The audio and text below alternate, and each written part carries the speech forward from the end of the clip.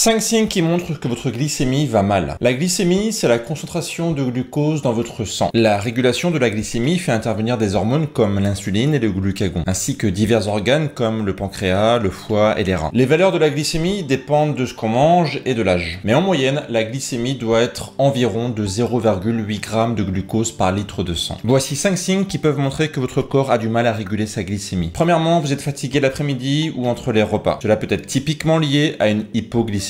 Le sucre dans votre sang ne peut plus assurer son rôle d'énergie. La conséquence, c'est un état de fatigue même en ne faisant rien de spécial. Deuxièmement, vous avez des variations d'humeur. Avoir une glycémie trop variable sur la journée peut entraîner 3 types de réactions sur l'humeur. D'abord, la dysphorie, c'est-à-dire une variation d'humeur entre la joie et la tristesse, l'anxiété et l'irritabilité. Troisièmement, vous avez des insomnies. Certaines insomnies sont en effet liées à des troubles de la régulation du glucose. Les changements rapides de niveau de glycémie pendant la nuit peuvent provoquer des réveils nocturnes et donc vous empêcher de dormir correctement. Quatrième point, des problèmes de perte de poids. Si votre glycémie reste élevée, même à jeun, cela veut peut-être dire que vous faites de la résistance à l'insuline. Votre corps doit alors fabriquer plus d'insuline pour espérer faire baisser votre glycémie. Un excès d'insuline dans votre corps, qui est donc l'hormone du stockage, peut vous empêcher de perdre de la masse grasse si cela est votre objectif. Cinquième point, vous avez souvent envie d'uriner. Si vous avez trop de glucose dans le sang et que l'insuline n'arrive pas à le réguler, le corps va alors essayer de s'en débarrasser par les reins et donc par l'urine. Résultat, vous allez souvent uriner et cela vous donne très soif car forcément vous perdez beaucoup d'eau. Si vous avez un ou plusieurs de ces symptômes, le mieux est de consulter rapidement votre médecin qui vous fera des analyses complètes afin de savoir ce qu'il en est vraiment. Je publie presque tous les jours des conseils et des techniques pour reprendre la main sur votre santé. Pour être sûr de ne pas les louper,